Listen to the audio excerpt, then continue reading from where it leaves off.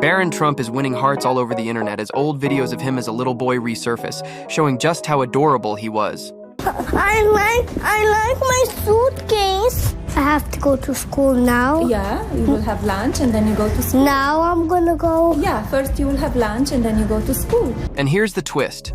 It wasn't just any briefcase, but a Louis Vuitton one valued at nearly $10,000. This adorable moment was captured in a 2010 segment for Larry King Live, where Melania and Barron were hanging out in Donald Trump's office. The iconic Louis Vuitton briefcase with its signature monogram is still available today, though the updated version now comes with a pink handle. Pretty stylish, right? Smile, man. Smile, smile, smile, smile, smile. Where is that smile? Where is the beautiful smile of Barron? But it wasn't just the luxury accessory that caught people's attention. Many pointed out Barron's accent, noting how he sounded like his mom, Melania, who comes from Slovenia. Some even speculated that this was because Donald Trump didn't spend much time with him during those formative years. And when you get older, what are you going to remember? No drugs, no alcohol, no cigarettes. Not shocking, considering Trump's first wife, Ivana, once mentioned that Donald wasn't particularly hands-on with his kids until they were old enough to hold a serious conversation with him. Ouch. He did not know how to speak to them in the children way of thinking. So he was able to speak to them only when they came from university, when eventually he was able to speak business with them. Another clip making the rounds shows Melania and Barron sitting together for an interview. Melania's sweet and gentle demeanor with her son in these moments has some reconsidering her otherwise reserved public image. Let's play drum. You want to have drums? What you will have for a birthday? In fact, Melania is known to be a very protective and devoted mother. And what kind of mom is she? She's a great mom. She's a really loving, beautiful mom. And there's nothing more important than her son. Throughout her modeling career and time as First Lady, Melania kept her social circle small and stayed focused on her family.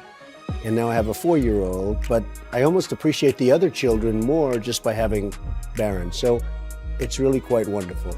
After leaving the White House, sources reported that she continued this private lifestyle, prioritizing Barron's well-being above all else. She's even had the support of her parents, who moved to the Trump family's Mar-a-Lago property and played a big role in raising Barron. I let him have a normal childhood as possible. We talk a lot about the campaign. Insiders have shared that Melania's main job these days is being a full-time mom to Barron, who's described as shy and reserved. And despite the chaos surrounding the Trump family, Melania has always remained laser-focused on her son. As one source put it, she's all about Barron and her family. A first role for me is to being a mommy and a wife, and then a businesswoman. However, things haven't always been easy. In her memoir, Melania reflected on a painful chapter from 2016 when a video speculating Barron had autism went viral. The video, shared by Rosie O'Donnell during her ongoing feud with Donald Trump, suggested that Barron was showing signs of autism. Melania took legal action to get it taken down, but the damage was already done. Nobody should be putting up with that kind of stuff. In the memoir, Melania wrote about how deeply this affected Barron, leading to both online and real-life bullying. She was heartbroken, calling the ordeal devastating as a parent. We need to educate the children of social emotional behavior, so when they grow up and they know how to deal with those issues. While she emphasized that there's absolutely nothing wrong with autism, she accused O'Donnell of using her son as a pawn in a feud with Donald. You've called women you don't like fat pigs, dogs, slobs, and disgusting animals. Your Twitter account... Only Rosie O'Donnell. O'Donnell did apologize, claiming her intentions were misunderstood, but the incident left a lasting impact. It also solidified Melania's protective instincts as a mom, proving that when it comes to Barron, she's willing to do whatever it takes to shield him from harm. A mother's love cannot be replaced. Melania has clearly done an amazing job as a mom, all while navigating some major life changes. From a small-town girl to becoming the First Lady of the United States, her story is nothing short of inspiring. But where did it all start? Let's take it back to the beginning. First, we should rewind to January 1987 in Ljubljana, Slovenia, back when it was still part of Yugoslavia. I grew up in Slovenia and I went to school there. I studied design and architecture. And then I moved to Milan and Paris to live there. In her home country, Melania was known for her striking looks and reserved personality. Friends remember her as serious but with a sharp wit. What was Melania like as a roommate? The perfect roommate. Clean, neat, domestic, you know? Her family was close-knit, with her dad Victor working as a mechanic and her mom Amalia in fashion. They instilled in her a strong work ethic and a love for education. My elegant and hard-working mother, Amalia, introduced me to fashion and beauty. My father, Victor, installed in me a passion for business and travel. Melania often dreamed of the amazing place called America. Sounds like a classic American dream in the making. And soon, fortune smiled on her. Melania, just 16, was spotted by photographer Stane Jurko while leaning on a fence. Jurko saw potential in this tall, slim girl with long hair and decided to take her photo. Despite her initial shyness and reserve, Jurko saw something special in her. The photos turned out great, and her modeling career took off from there. And I traveled around the world modeling and had a great career. Fast forward to 1992, and Melania lands in Milan, still using her original name, Melania Knabs. She was a bit of a risk taker, even doing a shoot where she played a fictional female US president. Little did she know, life would mirror that shoot decades later. I'm proud of it. Yes, I am. By the mid-90s, Melania is in New York with just a small apartment and big dreams. The fashion scene was wild. Think supermodels and over-the-top glamour. I arrived in New York City 20 years ago, and I saw both the joys and hardships of daily life. She had some risque photo shoots and even became the face of Camel Lights. Despite being a bit older than most new models, she made a mark with her seriousness and focus.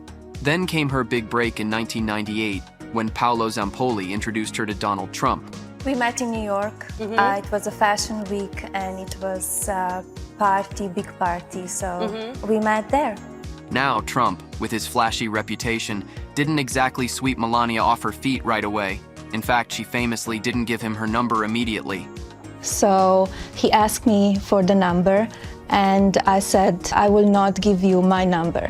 So if you give me your numbers, I will call you. Classic move, Melania. And it turns out Trump fell for this trick not once, but twice. His first wife, Ivana, also didn't give him her number right away. Looks like Trump has a thing for a little mystery. I don't know what is Melania's problem. She just has to get over it. She's First Lady of America, but I'm First Lady Trump. Excuse me. Their relationship started off a bit unconventional. I mean, Trump was even talking about universal health care, which is definitely not what you'd expect from him. But as Melania got to know him, she realized he was serious about running for president one day. I have been with Donald for 18 years, and I have been aware of his love for this country since we first met. They eventually tied the knot in a lavish 2005 ceremony, surrounded by flowers and celebrities, but almost none of Melania's old friends were there. Guess those high-profile guest lists come with a few trade-offs. By 2014, Donald Trump was so obsessed with politics that even his advisors were wondering what he was thinking. One time, on a flight to Buffalo, Trump's father-in-law, Victor, asked campaign advisor Sam Nunberg if Trump knew what being president actually meant. Nunberg quipped, "There were only two people who seriously thought Donald Trump would win the presidency, him and Melania." Were you involved in the decision of your husband to become president? We discuss a lot, yes, and I encourage him. Now it seems like Melania's life was a series of lucky breaks. But once she moved into the White House after Trump's inauguration, the media scrutinized her like never before. I think people will always judge. Maybe they will say, oh, the past that you have, the way you were modeling. That's part of the job that I was doing. I was a very successful model. Opinions on Melania are as divided as ever. Liberals see her as a figure of pity, with her tenure marked by a notable absence. Remember that cringeworthy video where she dodged Trump's hand-holding attempts? Yikes. And that awkward smile at the cameras? No wonder people think she's not exactly thrilled with her husband. You're not the first lady to have to deal with her husband's alleged infidelities. Has this put a strain on your marriage? It is not concern and focus of mine. The hashtag I'm Free Melania captures the sentiment of those who see her as a prisoner of her own making. And don't even get started on the conspiracy theories about her having a body double, or the criticisms of her pricey wardrobe, like that jaw-dropping $51,000 Dolce & Gabbana jacket. But Trump's diehard fans see her as the epitome of charm and elegance. Former Trump advisor Seb Gorka gushes, Melania truly is the embodiment of grace. Her old school friends are not buying the bimbo label. Petra Sadej, one of her childhood pals, says, I think she's happy. She's smart enough to handle it all. I'm my own person, he's his own person, and I think that's very important. I don't want to change him, he doesn't want to change me.